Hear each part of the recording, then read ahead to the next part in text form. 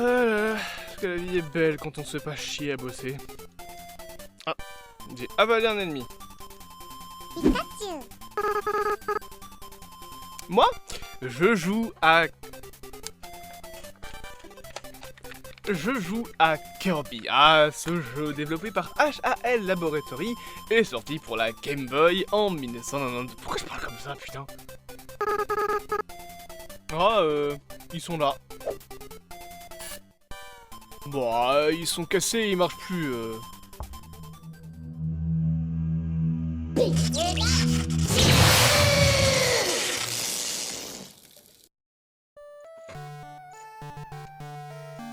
Putain, je suis où?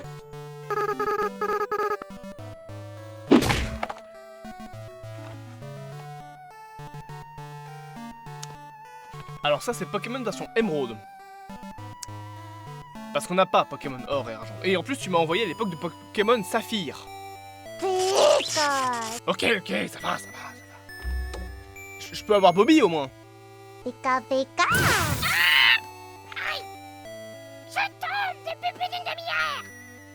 Eh ben, l'équipe est au complet.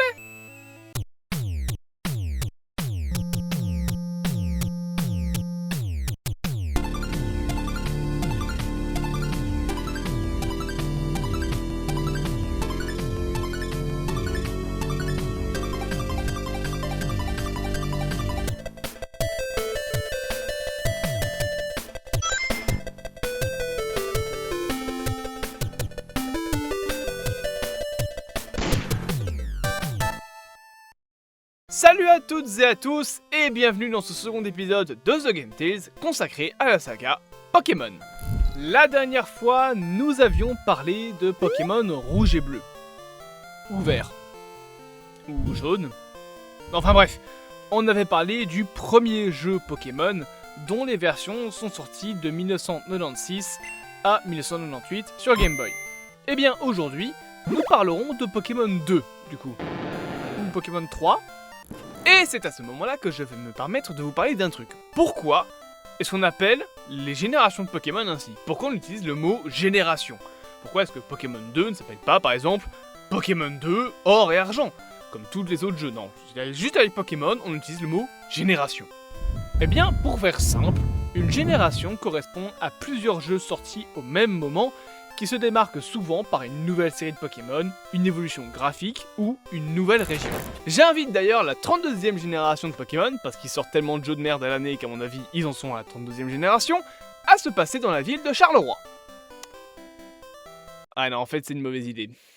Tes Pokémon vont se faire bouffer par le premier taré que tu croises. Ça craint Charleroi. Mais le centre commercial est sympa. La première génération est donc celle de Pokémon rouge, bleu, vert et jaune. Ces jeux apportent les 151 premiers Pokémon, mais sont tous foncièrement le même jeu. Et c'est pour ça que Pokémon Gold est d'abord annoncé par Nintendo comme Pokémon 2 Or et Argent dans le magazine Micro Group Game Review en 1997, soit un an avant la sortie de Pokémon Jaune. Voilà, ça servait bien à quelque chose de vous apprendre le principe de génération, tout ça pour que le jeu porte un bon gros 2 au début de son développement. Je me hais. Sauf que, on oublie de rappeler qu'en 1997, Game Freak ressort de 6 ans de dur labeur pour produire les derniers jeux Pokémon, à savoir Pokémon bleu, rouge, vert et jaune. Donc l'équipe, elle est rincée, il n'y a plus personne qui sait se lever sans avoir la gueule de bois dès le matin, et en plus de ça, Game Freak est dans la merde. Ils ont plus un seul petit bout de thune, il n'y a plus rien. En fait, les précédents jeux Pokémon ont sifflé tellement d'argent que le studio il est sur la paille, il n'y a plus un pesos.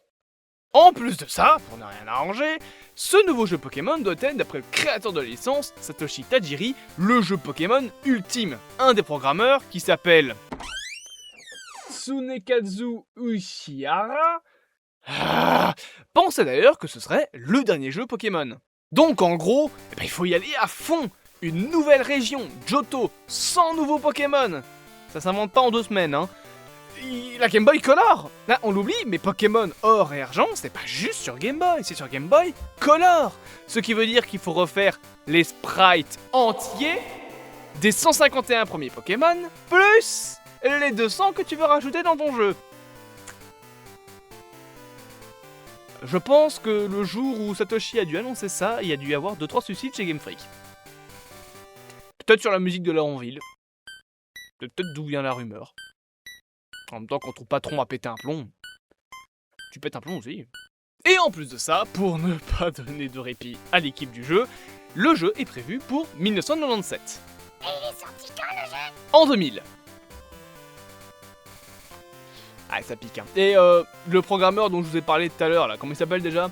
Tsunekazu Ishihara. Je suis désolé, les noms japonais, faut les se faire foutre. Il doit vraiment se sentir con, hein, parce que putain, le mec il croyait que c'était le dernier jeu Pokémon, 20 ans après on y est encore. Ouf. Ouais, c'est ça, c'est le dernier jeu Pokémon. Oh boy. Pour éviter que le développement de ce jeu finisse en guerre du Vietnam, dans les locaux de Game Freak, l'entreprise accueille 4 nouveaux développeurs. Shigeru Morimoto, Susuke Tamada, Tetsuya Watanabe et Takenori Ota. Vous avez vu, eux, ils ont des noms japonais que je sais lire. Ainsi que Junichi Masuda, qui s'occupera de la musique du jeu, et Satoru Iwata, président de HAL Laboratory, les créateurs dont on a déjà un peu parlé tout au long de la série, de Kirby, qui apportera son soutien au niveau technologique. Et justement, je veux faire une aparté sur ce qu'a apporté Satoru, décédé il y a déjà quelques années, puisque son expertise va amener un nouveau éventail d'outils pour compresser le code des différents Pokémon. Satoru était, en plus du président de HAL, un membre de Creature Incorporation, une des entreprises qui a créé Pokémon avec Game Freak et Nintendo, notamment en produisant les cartes Pokémon. Il a par exemple beaucoup aidé à la traduction des jeux et apportera des outils pour compresser les sprites des Pokémon, des trainers, etc., des versions Gold et Silver. C'est grâce à ça, par exemple, que Gold et Silver possèdent des sprites de l'arrière des Pokémon beaucoup plus détaillés que dans la Géant. La compression de Iwata, additionnée aux cartouches de jeu 2 fois plus grosses, permettent de meilleurs graphismes. Revenons donc à notre jeu, qui contient désormais une vingtaine de membres dans son équipe. Entre-temps, le compositeur Matsuda, qui s'était barré pour faire la musique d'autres jeux chez Game Freak pour renflouer les caisses, est de retour et le jeu est une épave. Voilà, il est nulle part. C'est un peu la merde. En gros, hein, à part le nom des jeux, donc or et argent, d'ailleurs à la base Satoshi voulait les appeler rose et violet, pas une blague, les deux jeux ne sont nulle part. Voilà, je sais pas, ils devaient faire des batailles de nerfs pendant le développement, mais ça fait quelques mois que ça a été lancé, ils sont nulle part, il n'y a pas une ligne de code qui a été écrite.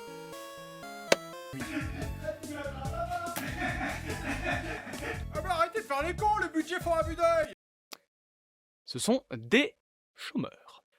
En fait, il faut comprendre que avant l'arrivée de Matsuda au développement principal du jeu, Satoshi Tajiri, créateur de la licence Pokémon, devait gérer la nouvelle génération de Pokémon, donc or et argent, mais aussi la mise à jour internationale des anciennes, parce qu'entre-temps Pokémon est devenu une mode internationale, donc il faut traduire les jeux en anglais, en brésilien, portugais quoi, en espagnol, en français, peut-être même en chinois, j'en ai aucune idée.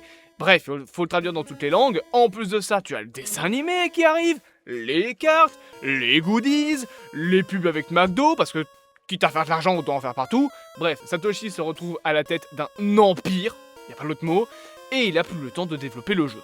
C'est donc pour ça que ce sera Matsuda qui prendra le relais.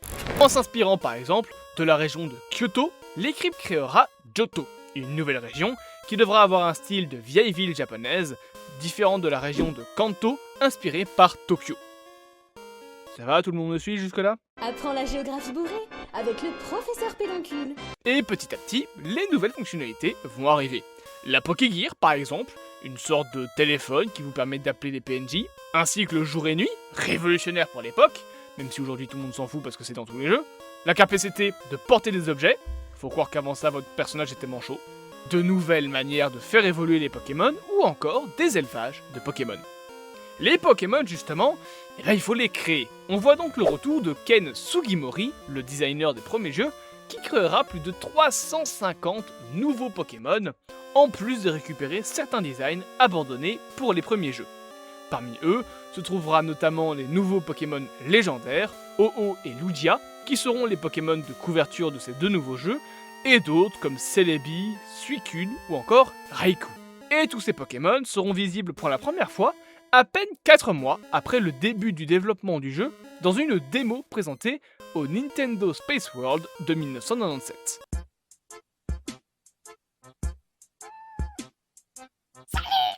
Aujourd'hui avec Bobby, on parle du Nintendo Space World. Le Nintendo Space World, vous le connaissez, puisqu'il s'agit en fait du jeu Shinkai Trade Show dont on a déjà parlé. Cet événement a commencé en 1989 pour y annoncer la Super NES et s'est arrêté en 2001 quand Nintendo est totalement passé à l'E3.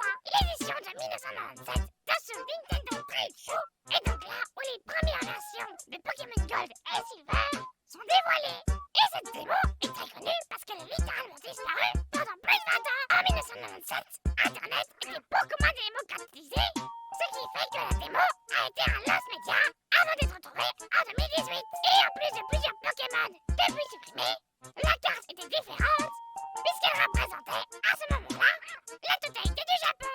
On avait aussi Giovanni, le patron de la Team Rocket, présent dans la démo, des screenshots du jeu quand il était encore prévu sur Game Boy, etc. C'est intéressant ce que je raconte au moins. J'ai des doutes des fois.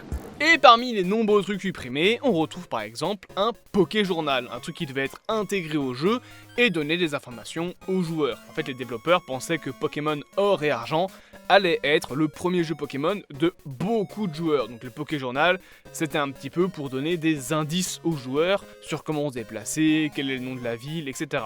D'ailleurs, le nom de la ville est choisi et se nommera Silent Hill.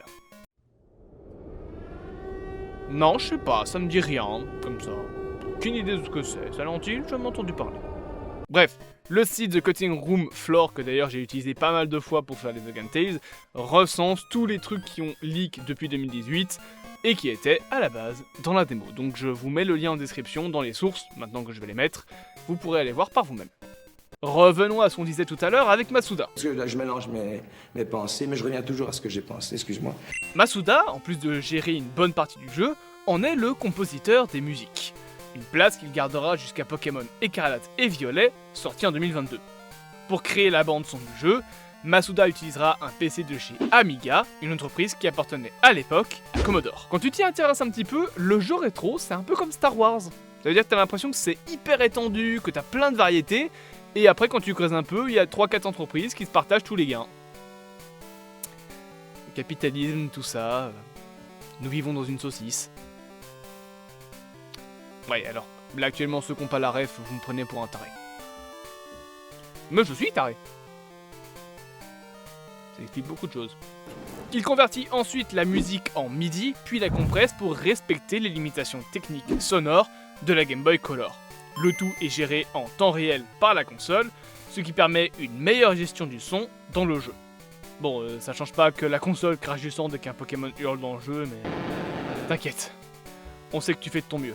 Et enfin, nous y voilà. Après un an de développement qui se sont finalement transformés en 3, parce qu'entre temps, il a fallu internationaliser les versions de Pokémon, que le dessin animé est sorti, que la G1 a explosé. Putain, vous êtes sûr de vouloir le sortir, votre jeu ? Parce qu'il y a tellement d'embrouilles que là, vous l'avez construit sur un cimetière indien, c'est pas possible, hein.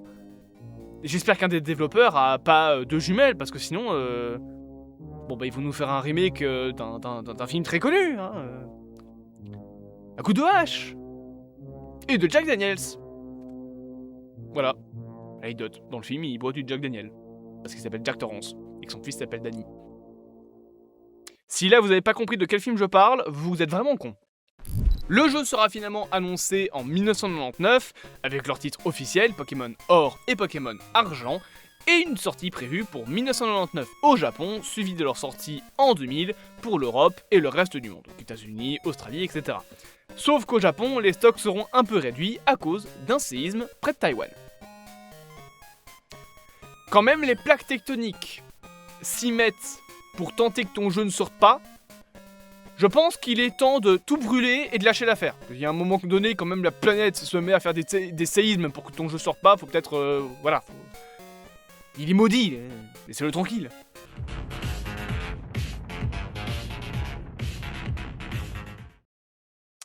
Alors, je crois qu'on s'est mal compris, j'ai parlé de plaques tectoniques.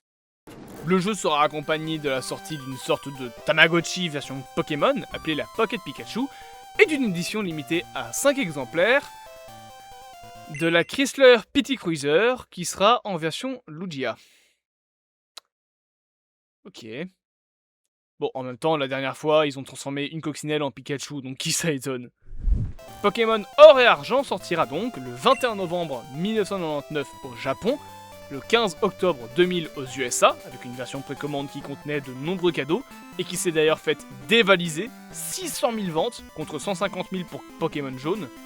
Chez nous, en Europe, il faudra attendre le 6 avril 2001, décidément cette année elle est maudite, mais on aura aussi une version précommande qui contenait notamment les musiques de la saison 2 de la série animée. À sa sortie, le jeu se vendra à 1 425 768 exemplaires, source Wikipédia, juste au Japon, atteignant même les 5 millions de ventes en une semaine de commercialisation. Au total, ces deux nouveaux jeux seront vendus à 23,1 millions d'exemplaires, dont 7,2 millions juste au Japon. Autant dire que la Pokémania, que certains croyaient une mode passagère, était faite pour rester très longtemps. Quand on voit que 30 ans après ils n'arrivent pas à la lâcher, putain, c'était fait pour rester. Hein. Les deux jeux seront en plus extrêmement bien reçus, mieux que leurs prédécesseurs, avec des notes moyennes de 80 à 90%, le jeu étant décrit comme une version peaufinée des jeux originaux, enrichie notamment par l'ajout des 100 nouveaux Pokémon et la région de Johto.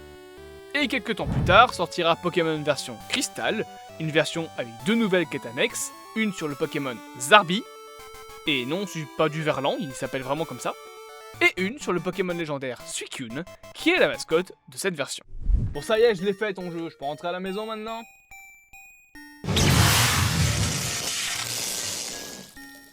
Eh ben voilà! Pika. Voilà, bon, lui il nous cassera plus les couilles. Voilà!